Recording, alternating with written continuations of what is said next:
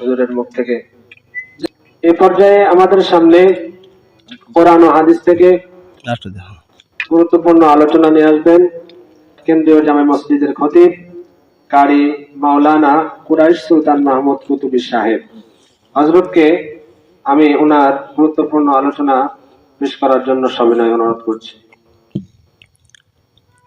আলহামদুলিল্লাহ, আল্লাহ সুবহানাহু ওয়া তাআলার দরবারে শুকরিয়া আদায় করি, যিনি আজকে পবিত্র রজব মাসে শাহদিয়ার কেন্দ্রীয় গোরস্থান ঈদগাহ ময়দানে এলাকাবাসী ও কমিটির উদ্যোগে তাফসীরুল কোরআন মাহফিল আয়োজন করেছেন।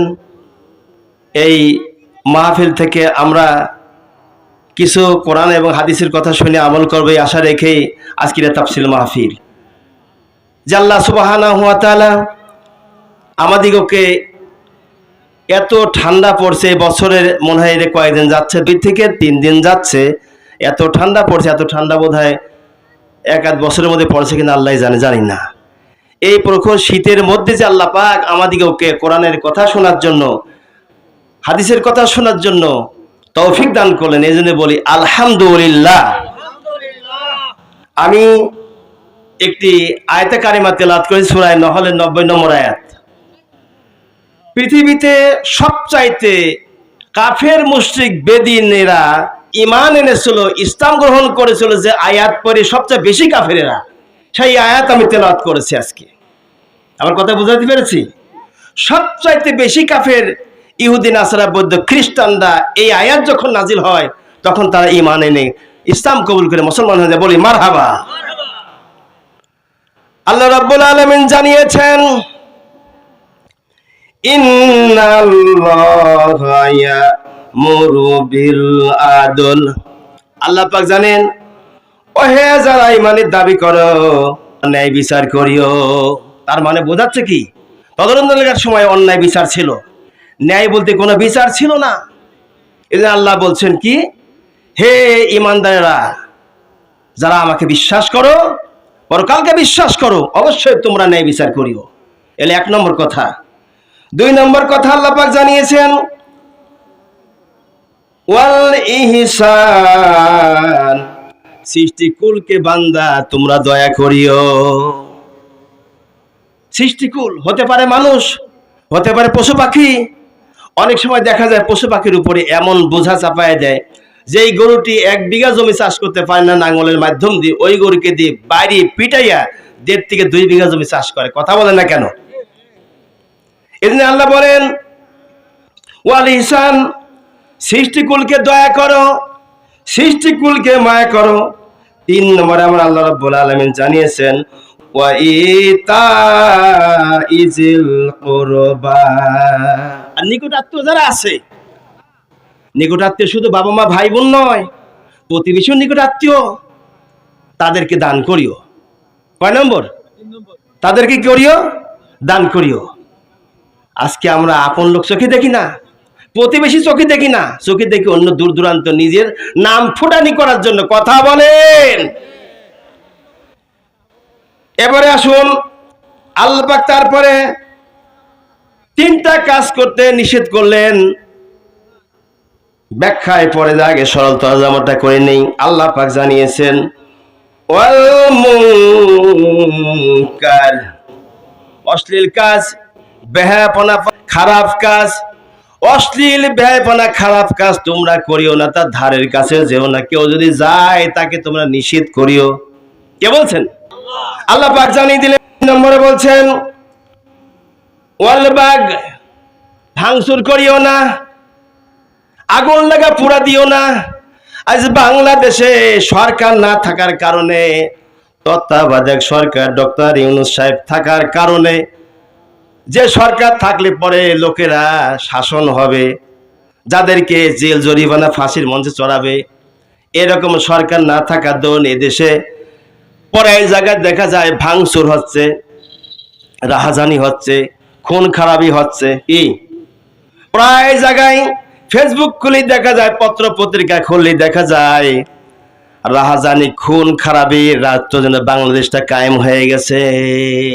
আর আল্লাহ বললেন, খবরদার তোমরা ভাঙচুর করো না। কে বলছেন?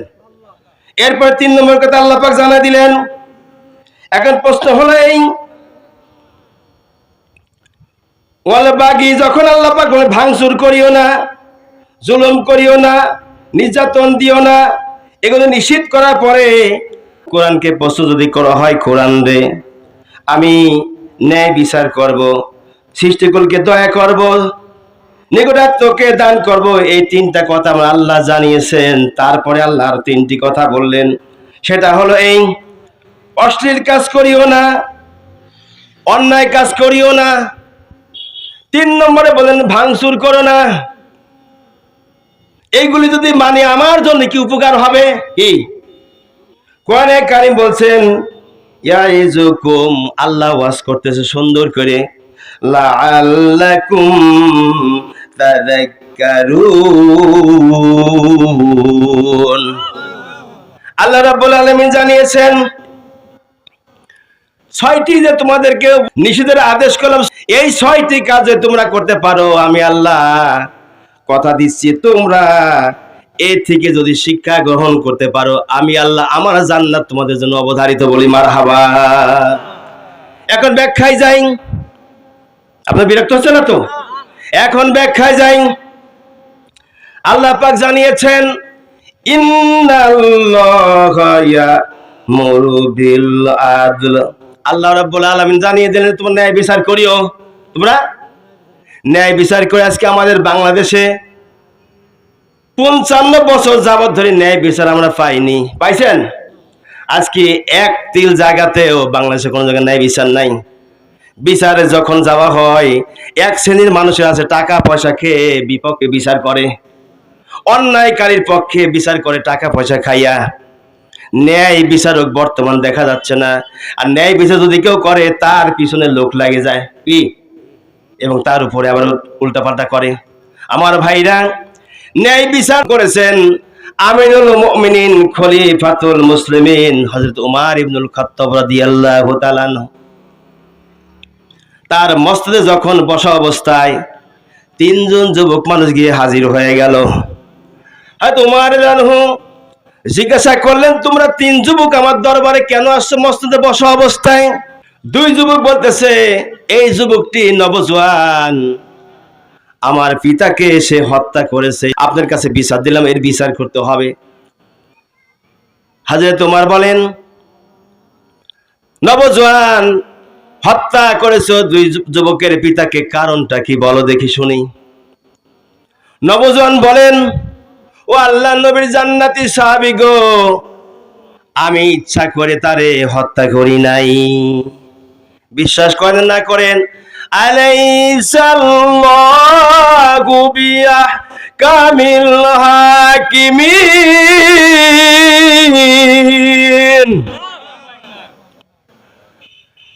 যে আল্লাহ পাক বিচারকের বিচারক, হাকিমের হাকিম, হাসরের ময়দানে যিনি বিচার করবেন, ওই আল্লাহকে সাক্ষী রেখে আমি বলতেছি, ইচ্ছা করে তার আমি হত্যা করি নাই।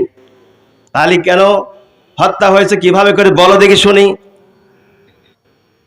নবজওয়ান বলতেছেন, ও আল্লাহর নবীর সাহাবী, আমার বাড়ি মদিনা থেকে 350 মাইল উত্তর দিকে। সেখান থেকে আমি ঘোড়ায় চড়িয়ে যখন মদিনায় মুনওয়ারা এসেছি, আমি বড় ক্লান্ত হয়ে গেছি। এখান থেকে ঢাকা যদি 100 কিলো হয়, যেতে লাগে 4 ঘন্টা। 350 যদি মাইল হয়, যেতে লাগবে 14 ঘন্টা। কথা কন না কে? সুতরাং এই 14 ঘন্টা তো যাবে বাসে চড়িয়ে, কিন্তু ঘোড়ায় যখন ঘোড়া দাবড়িয়ে আসবে তখন কত ঘন্টা লাগবে এখন চিন্তা করেন। তারপরে ঘোড়ার পিঠির উপরে চড়িয়ে 350 মাইল আমি যখন দূরে থেকে এসেছি, আসার সময় বড় ক্লান্ত হয়ে গেছি। আল্লাহর নবী সাহাবী ক্লান্ত হওয়ার কারণে খেজুরের বাগান, তার মধ্যে আমি শুয়ে পড়েছি। আমার ঘোড়াকে বেঁধে রেখেছি একটা গাছের সঙ্গে।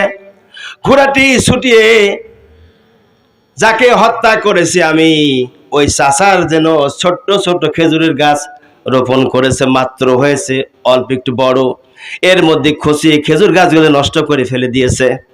এদিকে আমি ঘুমায় আছি, জানি না কখন ছুটে গিয়েছে। চাচা যখন আসিয়ে খেজুর গাছের চারার মধ্যে ঢুকেছে, ঢোকার পরে দেখে আমার ঘোড়ার পায়ের দাগ। ঘোড়া অনেকগুলো খেজুর গাছ নষ্ট করে ফেলে দিয়েছে। চাচা যখন ঘোড়াকে বলছে সুকান সুকান, দূর হ দূর হ দূর হ, হে ঘোড়া যা, বের হয়ে যা। ঘোড়া যখন বের হয়নি, চাচা তখন একটা মদিনা মনোয়ারার পাথর ঘোড়ার মাথার উপরে আঘাত আনে। মাথায় যখন আঘাত আনে, ঘোড়াটি ওইখানেই মারা যায়। ঘোড়া যখন মারা গেল, মারা যাবার পরে আমার ঘুম ভেঙে গেছে। আমি ঘোড়া তালাশ করি, তালাশ করতে গিয়ে দেখি খেজুরের ছোট ছোট রোপণ বাগান, ওই বাগানের পাশে আমার ঘোড়া মরে আছে। আর চাচা একজন লাঠি হাতে করে সে দাঁড়িয়ে রয়েছে। আমি বললাম, চাচা আমার ঘোড়ার অবস্থা এটা হলো কেমনি? চাচা সত্য কথা বললো আমাকে, বাবা এই যে খেজুর গাছ রোপণ করা হয়েছে ছোট্ট ছোট্ট চারা, এই চারার মধ্যে ঘোড়াটি নষ্ট করলো, পায়ে খসে খসে নষ্ট করে ফেলে দিয়েছে।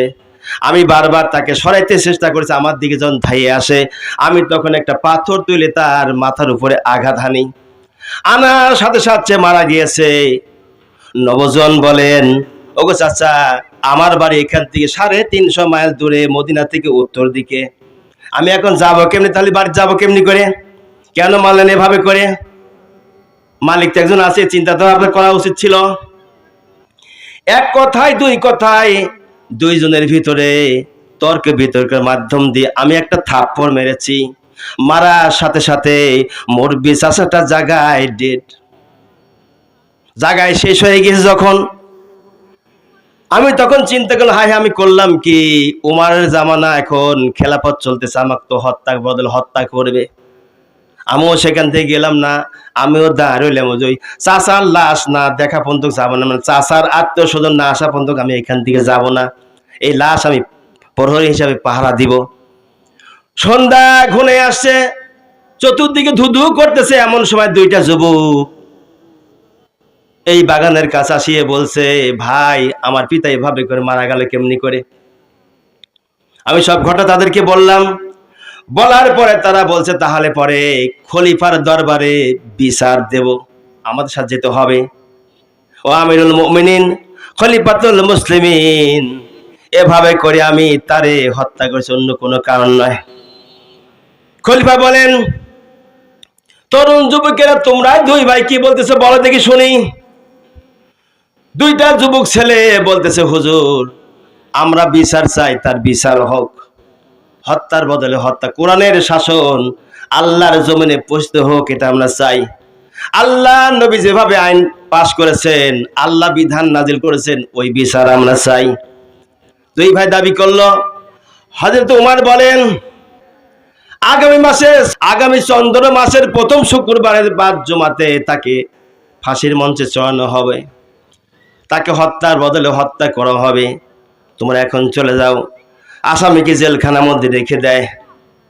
আসামিকে তোমার দেখে বলেন, আসামি শোনো, আগামী মাসের চাঁদের প্রথম শুক্রবারে জুমার নামাজের পরে তোমাকে কিন্তু হত্যা করা হবে। নবজন বলেন, ও আল্লাহর নবী সাহাবী, আমাকে আগামী জুমার আগে যেহেতু হত্যা করবেন, আগামী চাঁদের জুমার নামাজের পরেই হত্যা হব আমি। হত্যার বদলে হত্যা যখন করবেন তখন একটু কি সময় দেওয়া যায় কিনা? কি সময় তোমাকে দেব? আমিরুল মুমিনিন, খলিফাতুল মুসলিমিন, একজন ইহুদির কাছে আমি ব্যবসা বাণিজ্য করতে গিয়ে কিছু টাকা ইহুদি পাবে, এই টাকাটি দেওয়ার জন্য একটু আমাকে সুযোগ দেন নেই, আমি টাকাটা দিয়ে আসি। তা না হলে ইহুদি সারা জীবন ধরে বলবে মুসলমানরা খারাপ, মুসলমানরা ইহুদিদের টাকা মেরে খেয়ে মরেছে, আমরা বদনামের মধ্যে পড়ে যাব। আমরা মুসলমান জাতি, আমরা মাথা দেই ধর দেই না, কল্লা দেই ধর দেই না, শিল দেই পাটা দেই না, আমরা সেই জাতি, আমরা কখনোই বেঈমানি করি। আল্লাহু আকবার। খলিফাতুল মুসলিমিন, আমিরুল মুমিনিন একটু সময় দেননি। আমি এখান থেকে বাড়ি যাব, যাবার পরে ইহুদির টাকাটা ফিরাই দিয়ে আমি আবার আসবো। খলিফা বলেন, রে নবজওয়ান, তুমি যখন বাড়ি যাবা টাকা দিতে, শোনো তোমার কি মদিনায় কেউ আছে নাকি? কয় না হুজুর, আমার মদিনায় কেউ নাই। তাহলে তোমাকে ছাড়া হবে না। নবজন বলেন, যদি আমাকে না ছাড়া হয় সারা জীবনের জন্য ইহুদি আমাকে গালিগালাজ পারবে। ওই বিচারকের ভিতরে আবু যর গিফারী রাদিয়াল্লাহু আনহু বিচারকের মধ্যে একজন ছিলেন, রাসূলের জলিলুল কদর সাহাবী, জান্নাতি সাহাবী। আল্লাহু আকবার। সাহাবী বলতেছেন, আমিরুল মুমিনিন, যেহেতু ছেলেটার এখানে আপন বলতে কেউ নাই, আমি তার জিম্মাদার হয়ে গেলাম, ছেলেটা বাড়ি চলে যাক।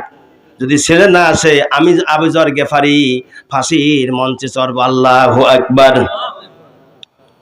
হয়তো আবু যর গিফারী খাদেমে খায়রুল বাশার, হয়তো আবু যর গিফারী খাদেমে খায়রুল বাশার, খিদমত তোমার জিন্দেগি ভর না বানাইয়া আপনা ঘর। কবি বলেন, আবু যর গিফারী রাদিয়াল্লাহু আনহু এমন একজন সাহাবী ছিলেন, রাসূলের খেদমত করতে গিয়ে নিজের জন্য একটা ঘরও করতে পারেনি। আল্লাহু আকবার। সেই সাহাবী বলছেন, আমিরুল মুমিনিন, ছেলেটাকে আপনি ছেড়ে দিন, ও যদি না আসে আমি আবু যর গিফারী ফাঁসির মঞ্চে চড়ব, তবু ওই ছেলেটাকে আপনি সময় দেন। নবজওয়ান যুবককে ছেড়ে দেওয়া হলো। আল্লাহ রসুলের জান্নাতি সাহাবী, আল্লাহর খাস মেহমান জান্নাতি সাহাবী রসুলের, এই সাহাবীকে জেলখানার মধ্যে বন্দি করে রেখে দিল। আমিরুল মুমিনিন হযরত উমর রাদিয়াল্লাহু আনহু নবজওয়ানকে যখন ছেড়ে দেয়, সে বাড়িতে চলে গেল। বাড়ি গিয়ে ইহুদির টাকা পরিশোধ করে দিয়েছে। জননী মা, যে মা 10 মাস 10 দিন পেটের ধারণ করে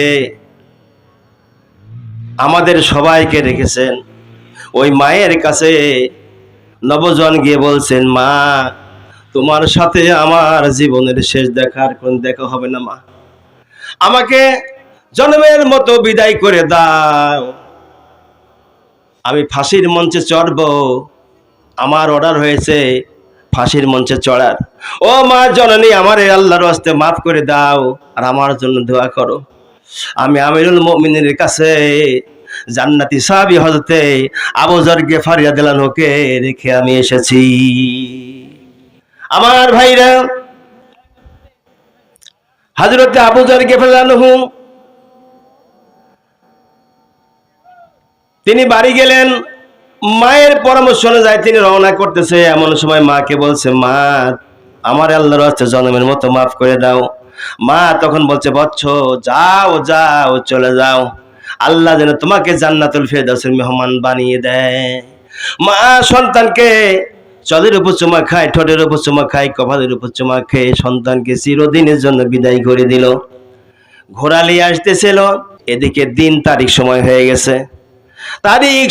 গেছে, নবজওয়ান বাড়ি থেকে আসতেছে, ঘোড়ায় চড়িয়ে আসার পথে রাস্তায় অনেকগুলো সমস্যা হয়েছে। এরপর এদিকে সময় যখন হয়ে গেছে আসার জন্য, যখন সময় হয়ে গেছে, তিনি বাড়ি থেকে রওনা করে আসতে গিয়ে চাঁদের মাসের শুক্রবারের দিন বা জুমার আগ পর্যন্ত সে রাস্তায় রয়েছে। অমন সময় দেখা যায়,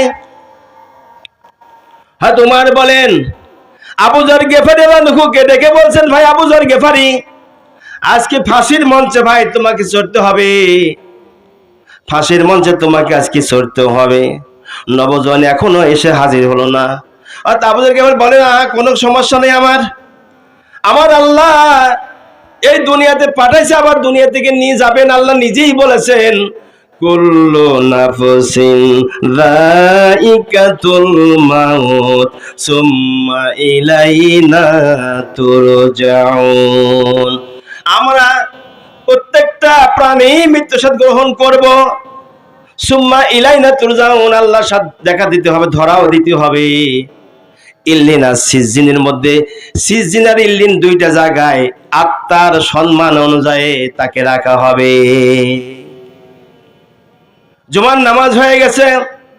হযরত ওমর বলছেন, জল্লাদ, ফাঁসির মঞ্চে সোয়ানির দিকে ইরাকে নিয়ে যাও, কিছুক্ষণের মধ্যে ইনারে ফাঁসি হয়ে যাবে, তুমি রেডি থাকো।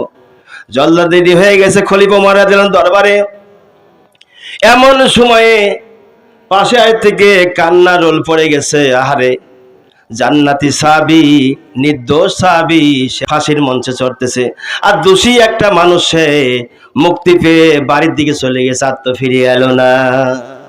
চতুর্দিকে কান্না রোল পড়ে গেছে। একজন কবি বলতেছেন, ও পৃথিবীর মানুষেরা, আমরা নজর করে দেখতেছি আল্লাহর জান্নাতি সাহাবী নিজের জীবনটা বিলাই করে শহীদে মৌত হবার জন্য সে প্রস্তুতি নিয়েছে। আবু যর গেফারি খাদেমে খায়রুল বাশার, খেদমত মোর জিন্দেগি ভর না বানাইয়া আপনি ঘর। আবু যর গেফারি আনহু যখন তিনি রাসূলের খেদমত করতে গিয়ে একটা ঘরও তৈরি করতে পারেনি, আবু যর গেফারি তিনি হাসতেছিলেন, কাঁদতেছিলেন না, বরং তিনি হাসতেছে আর আল্লাহর দিকে চাচ্ছে, আল্লাহ ফয়সালা যেটা উত্তম সেটাই তুমি করে দিও। অমন সময় কিছু লোক নজর করে দেখে মদিনা মনোয়ারা মরু ময়দান, তখন তার এই বিল্ডিং ছিল না, মদিনায় মনোয়ারায় বড় বড় বিল্ডিং ছিল না, বড় বড় গাছপালা তেমন ছিল না, মরুভূমি আর মরুভূমি ছিল। আর তোমার দরবারের পাশ থেকে নজর করে দেখে উত্তর দিক থেকে একজন ঘোড়া দাবড়িয়ে আসতেছে, ছাগলের মতো দেখা যাচ্ছে দূর থেকে। আস্তে আস্তে যখন রওনা করিয়ে খলিফার দরবারের পাশে এসে গেছে, যুবকের সমস্ত শরীরে ধুলাবালি লেগে আছে। আল্লাহু আকবার। খলিফা উমরের দরবারে যখন চলে আসছে, সাহাবায়ে কেরাম আল্লাহু আকবার বলে চিৎকার মেরে বলছে, ওই সেই নবজওয়ান চলে আসছে, আল্লাহর নবীর সাহাবীকে এখন আপনারা ছেড়ে দিন। বন্ধুগণ, ভাইরা, মা বোনেরা, হযরতে আবু যর গেফারি আনহুকে যখন হাতে ছিল কড়া পরানো, হাতের কড়া খুলে দেওয়া হলো, নবজওয়ান ঘোড়ার উপর থেকে লাফ দিয়ে নেমে পড়েছে। সঙ্গে সঙ্গে জল্লাদের সামনে দাঁড়িয়ে বলছে, আমাকে আপনারা কতল করুন, আল্লাহর নবীর সাহাবীকে ছেড়ে দেন। আল্লাহু আকবার। আবু যর গেফারি রাদিয়াল্লাহু তাআলা আনহু জল্লাদের সামনে থেকে নিচে চলে আসলো। নবজওয়ানকে প্রশ্ন করা হলো, তোমার দেরি হলো কেন বলো? আমিরুল মুমিনিন, খলিফাতুল মুসলিমিন, আমার বাড়ি থেকে আমি ঠিকই সময় মতো বের হয়েছি, রাস্তার মাঝে আমার ঘোড়ার রেকাব নষ্ট হয়ে গিয়েছিল, রেকাব বানাতে আমার দেরি হয়ে গেল, আসার পথে আমার ঘোড়ার লাগামটা ছুটে যায়, আমার এগুলি করতে গিয়ে দেরি হয়ে যায়, আসতে সময় আমার অনেক লেগে গিয়েছে, এই কারণে আমিরুল মুমিনিন, এই জন্য আল্লাহর ওয়াস্তে আমারে মাফ করে দিবেন। ওই যে দুই ভাই পিতার জন্য বিচার দিয়েছিলেন, দুইটা যুবক ভাই, তরুণ ভাই, এই দুই ভাই দাঁড়িয়ে বলছেন, আমিরুল মুমিনিন, খলিফাতুল মুসলিমিন, আমরা নবজওয়ানকে মাফ করে দিয়েছি। দুই ভাই গিয়ে নবজওয়ানকে বাবাকে জড়িয়ে ধরে কাঁদতে লাগলো আর বলতে লাগলো, নবজওয়ান রে, আমার ভাই হয়ে ভাই, বাড়িতে চলো, বাবার সম্পদ তোমারে বন্টন করে দেব। যে আবু যর গেফারি তোমাকে সময় দিয়েছিল, তুমি যে আল্লাহকে বিশ্বাস করো, আল্লাহর ভয় করো, ইয়া আইয়ুহাল্লাযিনা আমানু ইত্তাকুল্লাহ। রে আবু যর গেফারি আনহু, আপনি যেমন আল্লাহরে ভয় করেন, আল্লাহকে বিশ্বাস করে ফাঁসির মঞ্চে উঠেছিলেন, বিশ্বাস করে তাকে আমার আল্লাহ বিশ্বাস করে তারা পাঠা দিয়েছেন। অতএব যুবক তরুণ দুই ভাই বলছেন, আমিরুল মুমিনিন, আমরা তাকে ভাই বানিয়ে, মায়ের পেটের ভাই না হোক, ভাই বানিয়ে বাড়ি নিয়ে যাব, আমাদের সম্পদ যা আছে বন্টন করিয়ে আমাদের ভাগ অনুযায়ী তারেও আমি ভাগ করে দিয়ে দেবো। আল্লাহু আকবার। এই হলো তরুণ যুবক তরুণদের বিচার। আল্লাহর নবীর সাহাবী আমিরুল মুমিনিন একটা বিচার করলেন। আর একটা কথা হলো, এই হযরত আমিরুল মুমিনিন খলিফাতুল মুসলিমিন বলেন, এই পৃথিবীটা আল্লাহ পাক সাজিয়েছেন নবীর কারণে, নবীর আদর্শ, নবীজির আখলাক, নবীর স্বভাব চরিত্র দেখিয়ে লোকেরা ঈমান এনে মুসলমান গ্রহণ করেছে। আল্লাহু আকবার। ওয়াল ইহসান, দুই নম্বর কথা, ওয়াল ইহসান। 6টা ব্যাখ্যায় যাব, তার মধ্যে একটা মাত্র হয়েছে, আর একটা ব্যাখ্যায় আমি যাই। আল্লাহ রাসূল সাল্লাল্লাহু আলাইহি সাল্লামের কাছে যে আয়াতগুলি নাযিল হলেন, তার মধ্যে ওয়াল ইহসান মানে দয়া করো, মায়া করো।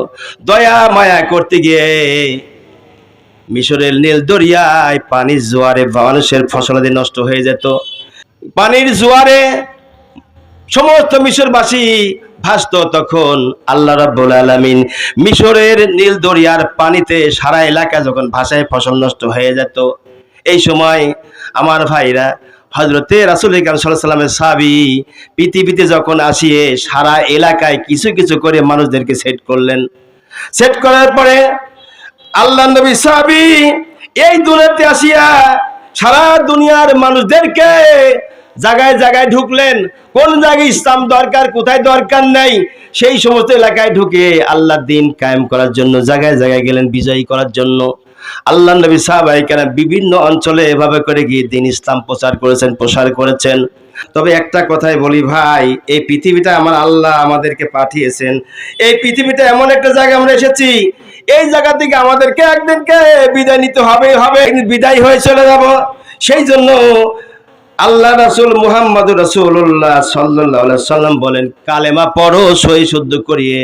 আমার আগের বক্তা বলে গেল, কালেমার ব্যাপারে কিছু কথা বলেছেন, শুদ্ধ করে পড়ো। লা ইলাহা ইল্লাল্লাহু মুহাম্মাদুর রাসূলুল্লাহ সাল্লাল্লাহু আলাইহি সাল্লাম। কালেমা, এক নম্বর কালেমা সহি শুদ্ধ করে পড়ো। এই কারণে যদি সহি শুদ্ধ করে কোনো ব্যক্তি পড়তে পারে, আল্লাহ তার জীবনের সব গুনাহ মাফ করে দিবেন। দুই নম্বরে, যদি কোনো ব্যক্তি 100 বার পড়ে লা ইলাহা ইল্লাল্লাহু মুহাম্মাদুর রাসূলুল্লাহ, আল্লাহ নবী বলেন কিয়ামতের মাঠে মুসিবতের সময় আমার আল্লাহ রাব্বুল আলামিন তার বাবা মা সহ তাকে আল্লাহ পাক নূরের টুপি পরাইয়া দিবেন। আল্লাহু আকবার। 3 নম্বরে, যদি কোনো ব্যক্তি কালেমাটা সহি শুদ্ধ করে পড়ে, আমার আল্লাহ রাব্বুল আলামিন তাকে জান্নাতে প্রবেশ করাইয়া দিবেন। ও ভাই বাবাগণ, মা বোনেরা, সেই জন্য আমরা আজকে কালেমাগুলি সুন্দর করে পড়ব, কালেমার দিকে আমরা যাব। কালেমা যদি সহি শুদ্ধ করে পড়তে পারি, তাহলে আমাদের জীবনটা ধন্য হয়ে যাবে। 5 ওয়াক্ত নামাজ যদি কোনো ব্যক্তি ঠিক মতো পড়ে, এক নম্বরে কোনো ব্যক্তি 5 ওয়াক্ত নামাজ পড়ে, আমার আল্লাহ রাসূল বলেন ইমানের সহিত যদি কোনো ব্যক্তি 5 ওয়াক্ত নামাজ পড়ে, আল্লাহ পাক তাকে 5টা উপকার দিয়ে দিবেন, 5টা পুরস্কার দিবেন। এক নম্বরে আমার রব্বুল আলামিন এই দুনিয়াতে যদি কোনো ব্যক্তি ইমানের সহিত নামাজ আদায় করে, আল্লাহ পাক 5টি রহমত তার প্রতি নাজিল করে দিবেন। নামাজি ব্যক্তির অভাব আল্লাহ পাক 1 নম্বর দূর করে দিবেন। 2 নম্বরে, 5 ওয়াক্ত যে ব্যক্তি নামাজ পড়বে, আল্লাহ রাব্বুল বলেন তার পিতা মাতার কবরে আযাব আল্লাহ পাক মাফ করে দিবেন। 3 নম্বরে, আল্লাহ নবী বলেন কিয়ামতের মাঠে মুসিবতের সময় আল্লাহ পাক তাকে ডাইন হাতে আমলনামা দিয়ে দিবেন। 5 নম্বরে, যে কোনো ব্যক্তি নামাজ পড়ে 30,000 পুলসরাতের রাস্তার সমান, যে রাস্তাটি হবে পুলসরাতের রাস্তা 30,000 বছরের সমান, ওই রাস্তা বিজলির মতো আল্লাহ পাক পার করে দিবেন। আল্লাহু আকবার। এরপরে আল্লাহ রাব্বুল আলামিন 5টি যে উপকার করবেন, তার মধ্যে আমার রাসূল বলেছেন 5 ওয়াক্ত নামাজের জন্য 5টি যে জিনিস দেবেন, তার মধ্যে আল্লাহ পাক তাকে রহমতের কোলে, রহমতের দৃষ্টি দিয়ে তাকা তাকা দেখতে থাকবেন হাসরের মাঠে। বলি আল্লাহু আকবার। বক্তার মধ্যে যদি কথা বলে, সময় যদি কম থাকে, আজান যদি মাঝখানে কোনো ব্যক্তি টুট টুট করে, তাহলে কথা আসে না, কথা জানা তাই ভুলে যাওয়া লাগে। যে কথা বলতেছিলাম, ওয়াল ইহসান, আমি সূরায়ে নহলের 90 নম্বর আয়াতে কারিমা থেকে একটি মাত্র আয়াত তেলাওয়াত করেছি, সরল তরজমা মাফ করেছি, এখন ব্যাখ্যায় গিয়েছি। 1 নম্বর ব্যাখ্যা হয়েছে, এখন 2 নম্বর ব্যাখ্যার মধ্যে আমি যাচ্ছি। এবার এসেছি মা বোনদের নিয়ে। মা বোনরা তো অনেক সময় আছে যে আমাদের সমান অধিকার ইসলাম দেয়নি, ইসলাম আমাদের ঠকিয়েছে। এই বিষয়টা নিয়ে আমি ব্যাখ্যায় এসেছি। ওয়াল ইহসান, ওয়াল ইহসানের অর্থ যাই আমরা, ইহসান করা, দয়া করে, মায়া করা। মিশরের নীল দরিয়া এত পানি হতো, পানির কারণে জোয়ারের পানিতে মানুষের ফসল আদি সব নষ্ট হয়ে যেত। যার কারণে মিশরের মানুষ বড় কষ্টের মধ্যে থাকতো। এই কষ্ট থেকে রেহাই পাওয়ার রাস্তা ছিল না। এই কষ্ট থেকে রেহাই পাওয়ার জন্য তারা মান্যত করলো, প্রতি বছরে একটি করে মেয়েকে নদীর মধ্যে যখন পানি শুকায় যাবে, তখন মঞ্চ তৈরি করে মঞ্চের উপরে বসা বসা রেখে আসবে। আমার ভাইরা, মিশরের গভর্নর ছিলেন হযরত আমর ইবনুল আস রাদিয়াল্লাহু তাআলা আনহু, রাসূলের জলালুল কদর সাহাবী আমর ইবনুল আস রাদিয়াল্লাহু তাআলা আনহু। যখন মিশরের নীল দরিয়াতে পানি পরিপূর্ণ কানায় কানা হয়, তখন তিনি চতুর্দিকে বেড়ায়, লোকদের জন্য আল্লাহর কাছে ইস্তেগফার পরে আল্লাহর কাছে দোয়া করতে থাকেন। পানি শুকায় গিয়েছে, মিশর নদরিয়ার পানি শুকায় গিয়েছে।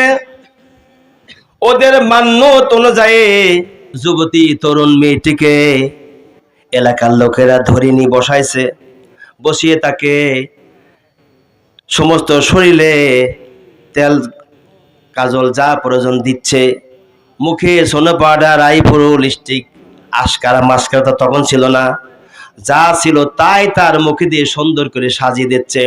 স্বর্ণের গহনা গলায় দিয়েছে, কানে দিয়েছে, নাকে পড়া দিয়েছে, আর মেয়েটি কান্না করতেছে হাওমা করে। এমত অবস্থায় মিশরের গভর্নর হযরত আমর ইবনুল আস রাদিয়াল্লাহু তাআলা আনহু ওই দিক দিয়ে যাচ্ছেন, এর মেয়েটা কাঁদতেছে। আল্লাহর নবী জলিল কদর সাহাবী জিজ্ঞাসা করলেন, ভাই তোমরা মেয়েটিকে সাজায় দিচ্ছে এত সুন্দর করে, মেয়েটি এত চিৎকার মেরে কাঁদতেছে, কারণটা আমাকে বলো, জানতে চাই। হযরতে আমর ইবনুল আস রাদিয়াল্লাহু আনহু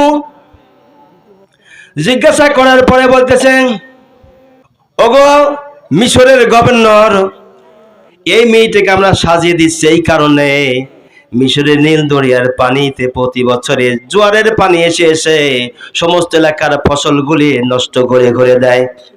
আমরা মান্যত করেছি প্রতি বছরই সুন্দরী একজন মেয়েকে গহনাগাটি পরায়ে মিশরের নীল দরিয়ার মধ্যে মঞ্চ তৈরি করবো, মঞ্চের উপরে বসা রাখবো, আর মঞ্চের উপরে যখন বসা রাখবো তারপরে মিশরে যখন জোয়ারের পানি এসে তাকে উদ্ধার করে নিয়ে যাবে, এরপরে আর কোনো মানুষের ফসল আদি কোনোদিন নষ্ট হবে না। আমার ভাইরা, বাবাগণ, মা বোনেরা, মা বোনরা ভালো করে কান লাগেন। সেই যুগে ইসলামের যুগ ছিল, কিন্তু কিছু কিছু মহল্লা আছে যেখানে মা বোনের কোনো ইজ্জত ছিল না, সম্মান ছিল না, মর্যাদা ছিল না। মিশরের নীল দরিয়ার এই যুবতী জামিলা মানে সুন্দরী, সুন্দরী মেয়েটিকে সাজিয়ে দেওয়ার কারণে আমর ইবনুল আস তাদেরকে বলছে, ভাই তোমরা মেয়েটিকে আজকে অন্তত নদীর মধ্যে মঞ্চের উপর রেখে আসো, আমি চলে যাই মদিনায় মনোয়ারায়। জান্নাতি সার্টিফিকেট প্রাপ্ত 2 নম্বর যিনি জান্নাতি সার্টিফিকেট পেয়েছেন তিনি হলেন আমিরুল মুমিনিন ওমর ইবনুল খাত্তাব রাদিয়াল্লাহু আনহুর কাছে আমি যাই, জিজ্ঞাসা করি। সেখান থেকে ঘুরে না আসা পর্যন্ত তোমরা মেয়েটাকে মিশরের নীল দরিয়ার মধ্যে মঞ্চে রেখে আসবা না। এলাকার লোকেরা হযরত আমর ইবনে আস আনহুর কথা শুনিয়ে মেয়েটিকে অপেক্ষা করে রেখে দিয়েছেন সাজিয়ে গুজিয়ে। আমিরুল মুমিনের কাছে গিয়ে হযরতে আমর ইবনে আস রাদিয়াল্লাহু বলছেন, আমিরুল মুমিনিন, আমাকে যে মিশরের গভর্নর পদে দায়িত্ব দিয়েছেন, এলাকায় ঘুরে ঘুরে যখন আমি দেখার সময় দেখি একটা সুন্দরী রূপসী মেয়ে জামিলা এই মেয়েটিকে সাজিয়ে দিচ্ছে। আমি জিজ্ঞাসা করলাম, তোমরা এই মেয়েটিকে সাজাচ্ছ, মেয়েটি কাঁদতেছে, কারণটা কি? তারা বলল, মিশরের নীল দরিয়ার পানিতে, জোয়ারের পানিতে সারা এলাকায় বন্যায় প্লাবিত হয়ে সমস্ত ফসলাদি নষ্ট হয়ে যায়। আমরা মান্যত করেছি। ওরা বলল, আমরা মান্যত করেছি প্রতি বছর একটা সুন্দরী মেয়েকে তোমার মধ্যে দিব, মঞ্চ তৈরি করে মঞ্চে বসায় রাখবো, গহনা গাটি পরিয়ে, হে মিশরের নীল দরিয়া আর কোনোদিন আমাদের ফসল নষ্ট করিস না। ওরা বলল, প্রতি বছরে আমরা একটা করে যখন মেঘ দেই তখন থেকে নিয়ে আজ পর্যন্ত কোনো ফসলাদি আমাদের নষ্ট হয়ে যায়নি, তাই আমরা এবারও মেয়েটিকে মঞ্চের উপরে রেখে আসার জন্য সাজিয়ে গুজিয়ে দিচ্ছি। আমিরুল মুমিনিন খলিফাতুল মুসলিমিন ওমর ইবনুল খাত্তাব রাদিয়াল্লাহু আনহু তিনি চিঠি লিখলেন, চিঠির মধ্যে লিখলেন, হে মিশরের নীল দরিয়া, আমি আল্লাহর নবীর সাহাবী ওমর ইবনুল খাত্তাব বলছি, আমাকে যে আল্লাহ তৈরি করেছে তোকে ওই আল্লাহ সৃষ্টি করেছেন, অতএব হে মিশরের নীল দরিয়া আর কোনো দিনের জন্য পানিতে কোনো মানুষের জন্য ফসল নষ্ট না করিস। যদি মিশরের নীল দরিয়া তোর পানিতে মিশরবাসী যদি ফসলের নষ্ট হয়ে যাওয়ার কারণে কষ্ট ভোগ করে, কিয়ামতের দিন আল্লাহর আসামির কাঠগড়া তোকে আমি উমার দ্বারা করব। আমার ভাইরা, হযরত আমর ইবনুল আস রাদিয়াল্লাহু তাআলা আনহু উমরের লেওয়া চিঠি নিয়ে আসলেন, আর উমর রাদিয়াল্লাহু বললেন নদীর কিনারে যাইয়া আমার চিঠিটা পড়ে শোনায় দিও নদীকে। আল্লাহু আকবার। উমর ইবনুল খাত্তাব রাদিয়াল্লাহু চিঠিটা আমর ইবনুল আস রাদিয়াল্লাহু তাআলা আনহু নিয়ে আসলেন। নিয়ে আসার পরে মিশরের নীল দরিয়ার কিনারে দাঁড়া হলেন। দাঁড়া হওয়ার পরে বলতেছেন মিশরের নীল দরিয়া সাবধান হয়ে যা, সতর্ক হয়ে যা।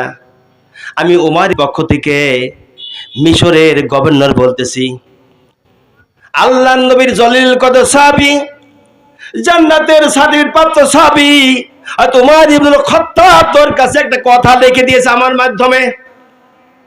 শোনেন মিশরের নীল দরিয়া, শোন শোন। আর তোমার বলেছেন রে মিশরের নীল দরিয়া, উমরের কথাগুলো ভালো করে শোন। কি লিখেছে সে লিখেছে, আমি উমর ইবনুল খাত্তাব, খাত্তাবের বেটা উমর বলতেছিলেন নীল দরিয়া, তোকে যে আল্লাহ সৃষ্টি করেছেন আমি উমর, আমাকে সে আল্লাহই বানিয়েছেন। শুধু তাই নয়, আল্লাহর নবীর আমি জলিলুল কদর সাহাবী। শুধু তাই নয়, আল্লাহ পাক জানিয়েছেন লাকাদ খালাকনাল ইনসানা ফি আহসানি তাকওয়ীম।